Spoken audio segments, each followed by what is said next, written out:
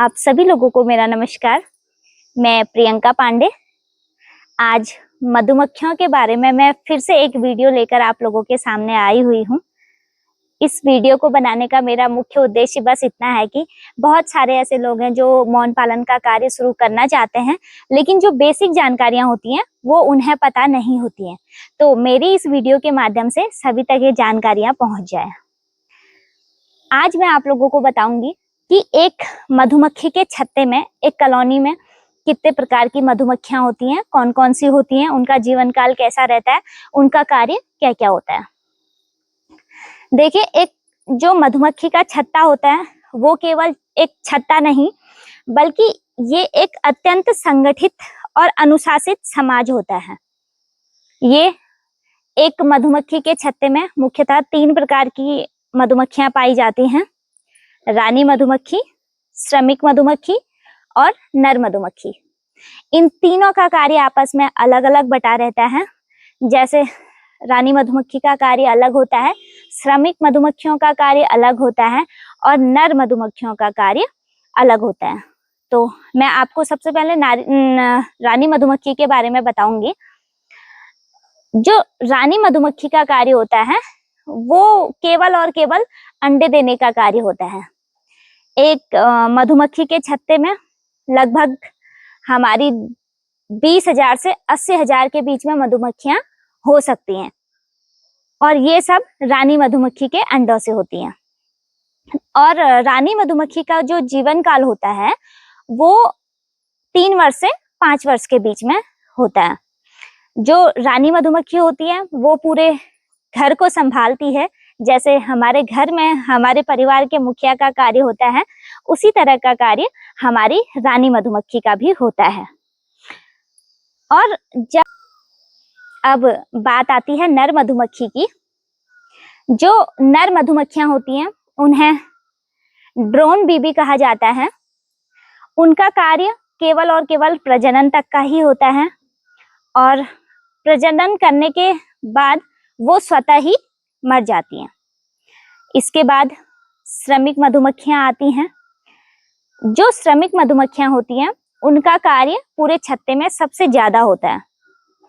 जो श्रमिक मधुमक्खियां होती हैं वो शहद और पराग इकट्ठा करती हैं। जो लार्वा और प्यूपा होते हैं उन्हें पालने का कार्य करती हैं, पूरे छत्ते की सफाई करती हैं और पूरे छत्ते में निगरानी करती हैं।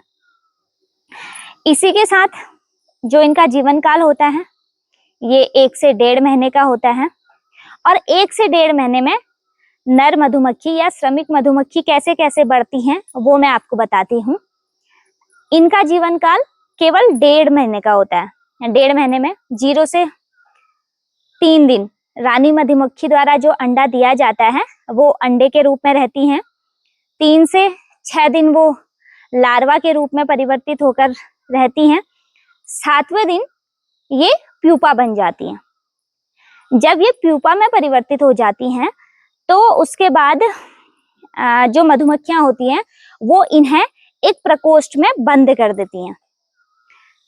7 दिन से 12 दिन तक ये उस प्रकोष्ठ के अंदर रहती हैं, और 12वें दिन ये जो प्यूपा होते हैं ये प्रकोष्ठ का मुंह तोड़कर बाहर निकल आते हैं और पूर्ण रूप में मधुमक्खी बनकर आते हैं। 12वें दिन के बाद ये जब पूर्ण मधुमक्खी के रूप में बाहर आ जाती हैं तो इनका कार्य भी दिनों के अंतराल में अलग अलग कार्य होता रहता है।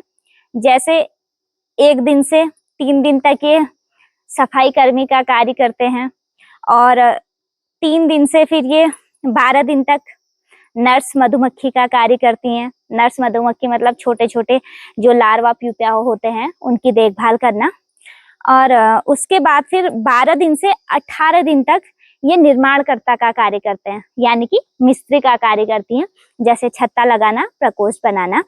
और इसके बाद 18 से 21 दिन तक ये पहरेदार और रक्षा कर्मी का कार्य करते हैं, पहरेदारी करते हैं। जैसे कोई कोई चीज बाहरी तत्व इन पर आक्रमण ना करे, या अंदर कैसे देखना है, क्या ये पहरेदारी का कार्य करते हैं। उसके बाद 21 दिन के बाद मृत्यु तक इनका केवल और केवल कार्य होता है शहद इकट्ठा करना, पराग इकट्ठा करना। अब मैं आपको बताऊंगी कि रानी मधुमक्खी का जन्म कैसे होता है।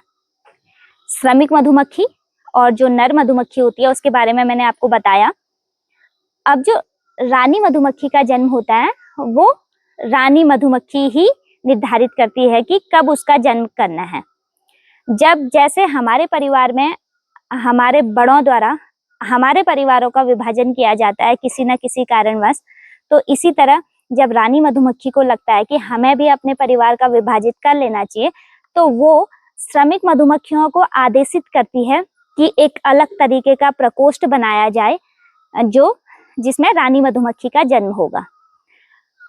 उस प्रकोष्ठ के तैयार होने के बाद रानी मधुमक्खी उस पर अंडा देती है और लगभग 15 दिन तक उस प्रकोष्ठ में श्रमिक मधुमक्खियों द्वारा उस अंडे को, जब लार्वा बनता है, प्यूपा बनता है, केवल और केवल रॉयल जेली खिलाई जाती है, तो जिससे हमारी रानी मधुमक्खी का जन्म होता है।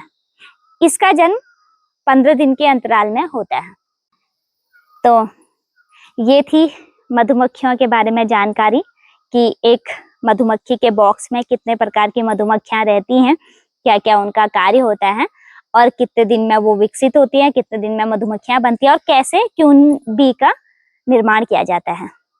यदि आपको मधुमक्खियों से संबंधित कुछ और जानकारी की आवश्यकता हो या आपको लगता हो कि मुझे और किसी सब्जेक्ट में जानकारी देनी चाहिए, तो आप मुझे कमेंट करके जरूर बताएं। धन्यवाद।